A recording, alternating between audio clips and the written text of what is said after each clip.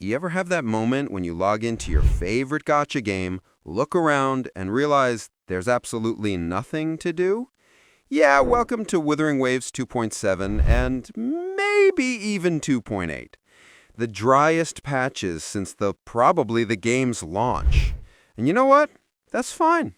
Because believe it or not, this is exactly how these games are meant to be played. Not every patch is supposed to knock your socks off with explosions, new mechanics, and god-tier waifus. Sometimes it's just a wet fart. And in this video, let me share what I think about it. Yo, welcome back to the channel. Kamusta sa inyong lahat? Here's the thing. Gacha games were never meant to be full-time jobs, no matter how much the daily login rewards and battle passes try to convince you otherwise. These games are designed around rhythm, not routine. They ebb and flow like tides, feeding players with bursts of excitement and then pulling back to let the water settle. It's that breathing room between updates that actually keeps them alive. I know it sounds weird to say, especially when every other game is shouting at you to grind harder, log in more, and chase that FOMO. But the truth is, gacha games live off these cycles. Highs that make you feel unstoppable, and lows that make you itch for what's next. Right now, Wuthering Waves is knee-deep in one of those lulls, that awkward quiet where the waves have receded. But that silence isn't death, it's tension. It's the inhale before the next big roar we all know is coming with version 3.0. The drought feels long because anticipation stretches time, but that anticipation is proof that we still care.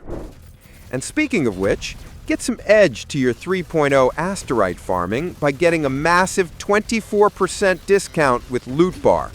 It is a great way to keep your top-ups cheap and safe. Loot Bar offers cheaper than in-game top-ups, and if you use my link in the description, you can get an extra 10% off your first Lunite subscription, Battle Pass, or refill purchase. Trusted by gacha fans for their reliability and customer service, they're rated near perfect on Trustpilot. DIY mobile top-up means you get your discounts without giving your password. I know because I use them. So if you're planning to pull, this might just be your wallet's best friend. Hit that link, save big, and help support the channel. Now back to the video. The problem, though, is the clash between two very different kinds of players. On one side, you have the chill gamers who touch grass, work jobs, and see the downtime as a blessing. They say, cool, I can finally play other games or live my life. On the other side, you have the hardcore grinders who treat gacha games like a career. They want constant updates, constant rewards, constant dopamine. And honestly, neither side is wrong. But this clash exposes one core truth. Developers can never please both. They can try, but someone always ends up mad. Either the game moves too fast, or it slows to a crawl. That's where identity comes in. Wuthering Waves has to decide what kind of experience it really wants to be. Because right now, it feels like the foundation has been laid, solid exploration, cinematic story moments, and flashes of greatness in the combat system. But there's no real house on that foundation. No meaningful build diversity, no real gameplay loop that keeps you coming back once the story's done. And let's be honest, after you finish the story, there isn't much else to do besides stare at your shiny new Resonator and ask, now what? I used to care about min-maxing and building the perfect comp, but over time I realized there's only one way to play most of these characters. You pull them, slap the right set on them, pair them with the one or two characters they synergize with, and that's it. No experimentation, no real build creativity, no alternative play styles that let you reimagine how a character performs.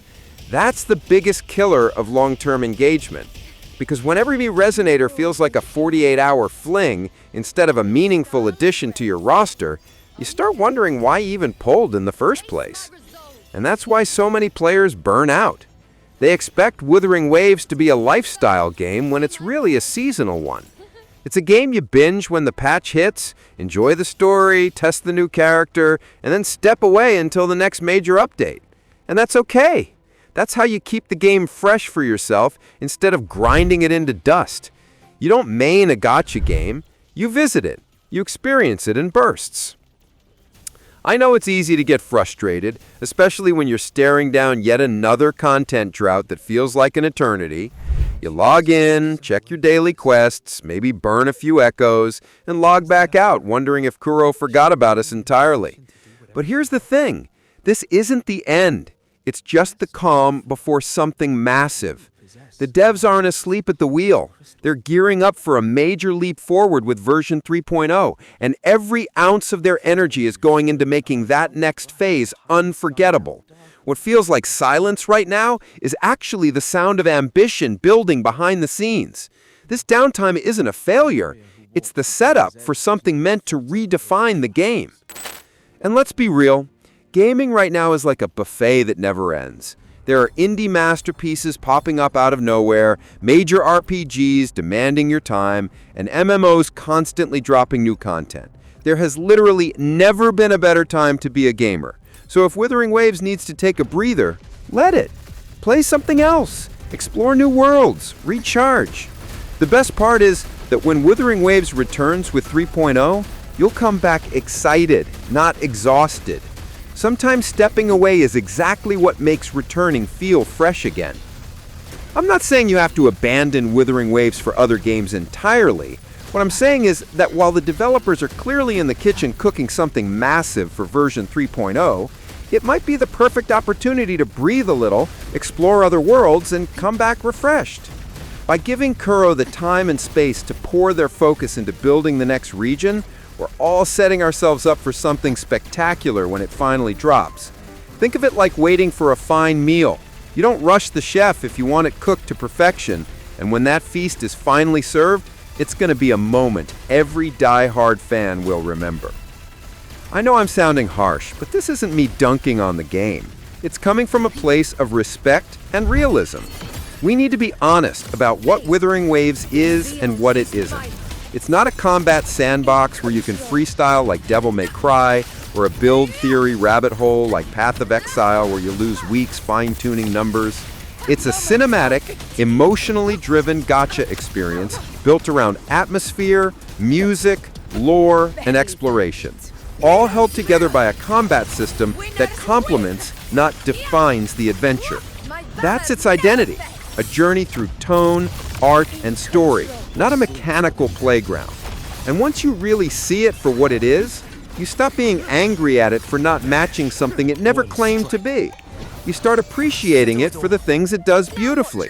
The way it frames a cutscene, the subtle storytelling in an NPC line, the melancholy soundtrack that makes even an empty field feel like a memory. That's the magic of Wuthering Waves when you let it be itself. So if you're wondering whether to pull for Choi Wen or even bother logging in this patch, my answer is simple, but with a little nuance. Play it for the story, absorb the lore, appreciate the world building, and then move on, give free. Treat this patch like an intermission between acts rather than the main show. Save your time, your energy, and most importantly, your asterite for version 3.0 when the real tidal wave of content hits. Because trust me, when that update arrives, you won't need anyone, no YouTuber, no tier list, no hype trailer, to tell you it's good. You'll feel it the moment you log in. The atmosphere, the energy, the community buzz, it'll all be unmistakable. Wuthering Waves will remind you exactly why you fell in love with it in the first place. Until then, enjoy the peace. Play something new. Or just chill. Wuthering Waves will still be here when you get back, and maybe next time, it'll actually make a splash. If this video resonated with you, please leave a like and subscribe to the channel for massive damage buffs. Ring the bell if you want to receive even greater gacha blessings. Thank you so much for watching. Maraming salamat po, and I will see you in the next video drop. Goodbye.